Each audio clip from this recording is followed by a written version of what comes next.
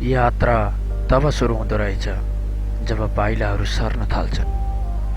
नेपालदेखि मणिपुरको एउटा सानो गाउँसम्मको मेरो यात्रा यस तिहारको उपलक्ष्यमा आफ्नै दिदीहरू साथ टिका लगाउन पनि सुन्दर दृश्य देखिन्न सकिने ठाउँमा लिएर तपाईहरु सबैजनालाई जाँदैछु र यस सिरिजमा पुरै 4-5 वटा भिडियो बन्ने छन्।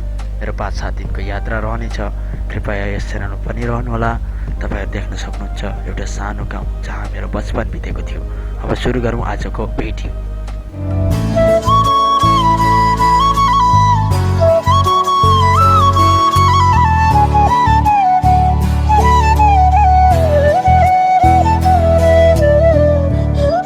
सो हेलो अनि अब चाहिँ यहाँदेखि म ट्याक्कसँगले लामो यात्राको लागि निक्लिरहेको छु। हामीसँग भाउजू हुनुहुन्छ, यहाँ सँगै जानुहुन्छ। पछिल्लो भिडियोमा मैले भनिसकेँ कहाँसम्म हिँडेको, यात्रा कहाँसम्मको हो।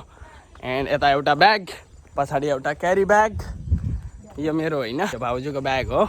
अब चाहिँ निक्लेको हामी यहाँदेखि। अब आज एराउन्ड कति 2800 समथिङ किलोमिटर छ डिस्टेन्स। पुगिहालिन्छ हामी लगभग 24 आवर्समा। र हामी ट्रेनमा जाने सोचिरहेको थियौँ, फेरि भाउजूलाई अप्ठ्यारो हुन्छ अरे ओर्लिँदै हिँड्दै भनेर चाहिँ ट्याक्सीमा जाँदैछौँ। र यदि कोही पनि यस च्यानलमा नयाँ हुनुहुन्छ भने कृपया सब्सक्राइब गरिदिनु होला अनि छेउमा रहेको नोटिफिकेसन बेलमा क्लिक गरेर अलमा सेलेक्ट गर्नु होला र साथै एउटा लाइक दिनु होला है। एयरपोर्टले कस्तो देखिरहेछ भिडियोहरू कमेन्ट। मणिपुरतिरको एकदम रोचक खतरनाक भिडियो आउँछन्। अहिले चाहिँ हामी काँकरभिटा आइसकेको छौँ। अब काँकरभिटा, यो काँकरभिटा रहेको छ, काँकरभिटा एरिया। यहाँ हाम्रो अङ्कलले हामीलाई लानु हुँदैछ ट्याक्सीमा चढाएर। यहाँबाट चट्टसँगले पानीट्याङ्की पुग्ने, पानीट्याङ्की पुगेपछि अनि त्यस उताको गाडीमा जाने, त्यो लगाउनुहुन्छ। यसरी टेम्पो सेम्पो नचढेको तकरिबन कति भन्दा 5 वर्ष भएको थियो। आज पहिलोपटक चढ्दैछु। Let's see. सफारीमा यस्तो तरिकाले हाम्रो अङ्कलहरू हुनुहुन्छ, आन्टी हुनुहुन्छ, यता दाई हुनुहुन्छ, उता दाई हुनुहुन्छ।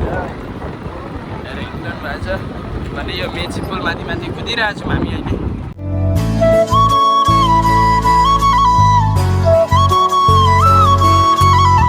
अनि अहिले चाहिँ म मोबाइल स्टोरमा छु। सिम कार्ड हराइरहेको थियो, एयरटेल सिम कार्ड। अनि त्यो सिम कार्डको लागि रिप्रोसेस गर्दैछु। And here is a brother who is processing होइन। पानीट्याङ्कीमा छु। अब एकछिनमा यसो 1-2टा सामानहरू किन्छु, अलिअलि फलफुल किन्छु। यसो गाडीहरू टोक्न बोरिङ हुँदा चाहिन्छ नि त। त्यसपछि म चट्टसँगले यहाँदेखि निक्लिन्छु। अहिले चाहिँ मैले यति स्याउ किने है। पार्किङतर्फ जाँदैछु। अघि सिम कार्ड बनाउने भएर रोक्यो त्यहाँ तलै। I am living from here now and finally we are ready. गाडी रेडी भइरहेछ, जान्छु म एकैछिनमा। अहिले भनेको समयले कति नपार्यो त्यो भन्दा 10:30 भएछ। अब आधी घन्टासम्म निक्लिन्छौँ हामी। र गाडी छ यस्तो, कतिहरू पुगिन्छ 24 घन्टा 25 घन्टा लाग्छ होला। फाइनल्ली अब चाहिँ हामी पानीट्याङ्कीदेखि निक्लिसकेको छु। That's it. अगाडिको भ्यूहरू म तपाईँलाई देखाउने छु। हामी चाहिँ हेर्दै गर्नु होला यात्रा कस्तो हुन्छ, एक्सपिरियन्सहरू।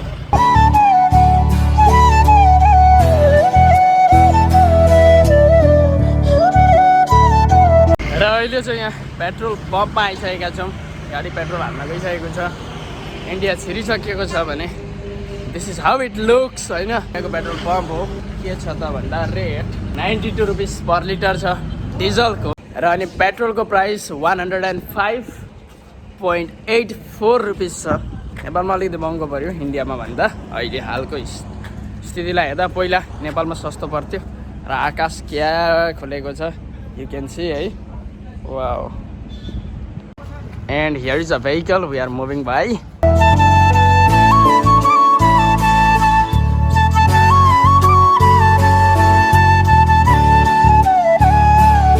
Finally, एउटा सानो एनर्जी ड्रिङ्क। अहिले म ठ्याक्कै कहाँ आइपुगेको छु भन्ने कुरो एक्ज्याक्टली थाहा छैन। र पनि anyway I am on the way. यसो चिया पिउँ भनेर अनि प्लस यो एउटा सानो एनर्जी ड्रिङ्क छैन, यसो खाइदिउँ सोचिरहेको छु।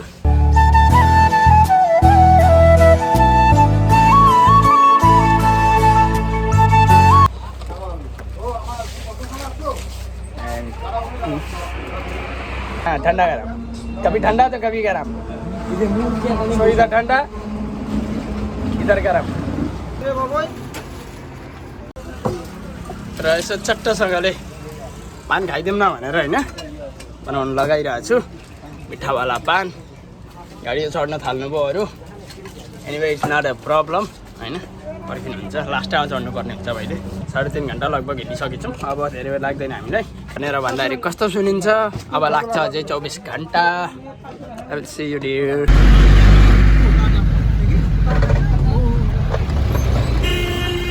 फादर फाइनली अहिले चाहिँ हामी गुवाहाटी पुग्नलाई लगभग 320 किलोमिटर बाँकी रहेको छ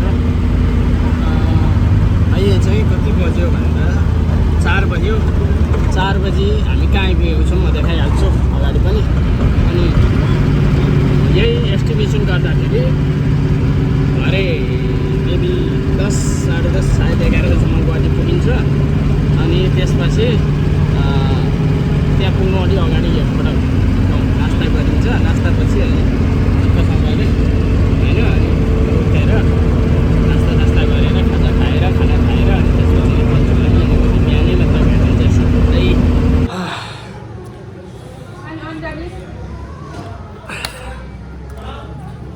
सो करेन्टली अहिले चाहिँ हामी खाना खाँदैछौँ एन्ड अब चाहिँ गुवाहाटी निक्लिन लगभग 200 किलोमिटर जति बाँकी रहेछ के पो ठाउँ अरे ठाउँको नाम के पो भन्नुभयो यहाँनिर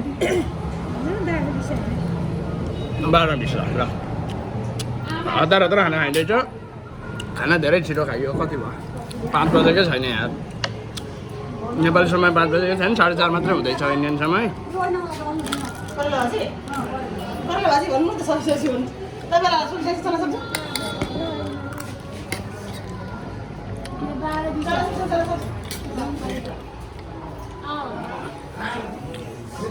फर्स्ट प्रायोरिटी खानालाई है खाना खाँदैछौँ मजाले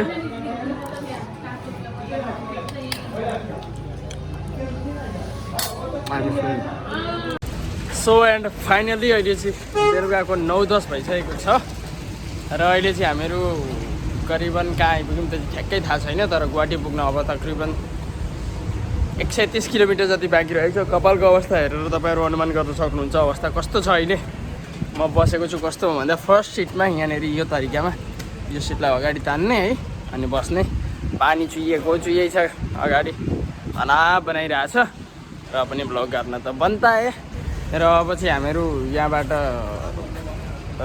एस्टिमेटेड एराउन्ड 12-12:30 1 बजीसम्ममा गुवाहाटी निक्लिन्छौँ र चाहिँ पेट्रोल पम्पमा पेट्रोल हालिँदै अथवा हालिसकेपछि अनि त्यही भएर यहाँनिर यसो फोन मात्र गरेको एन्ड यहाँनिर पेट्रोलको प्राइस कति छ त भन्दा देखेकै छैन यहाँ अगाएर 87 यो डिजल 87.37 पर लिटर डिजलको प्राइस र यहाँ छ गाडी पानी यति परिरहेछ नि फेरि यही बेला पुरा साइक्लोनको वार्निङ जारी गर्दैछ गभर्मेन्टले फेरि डेन्जर स्टेजमा होइन गुवाहाटी पुग्नुपर्ने पानी यस्तो परिरहेछ यु क्यान देख्न सक्नु पनि हुन्छ होला सायद नसके यता हेरेर अनुमान गर्न सक्नुहुन्छ सो बाटोमा नाइट ब्लग नगरौँ होला भन्ने सोचेर म अब चाहिँ यहाँबाट ब्लग क्लोज गर्न चाहँदैछु आजको लागि र नेक्स्ट डेका ब्लग अर्ली सनराइजबाट सुरु गर्छु फ्रम हियर सबैजनालाई म स्टे सेफ भन्दै जो कोही पनि नयाँ हुनुहुन्छ कृपया सब्सक्राइब गर्नु होला अनि छेउमा एक नोटिफिकेसन बेलमा क्लिक गरेर अलमा सेलेक्ट गर्नु होला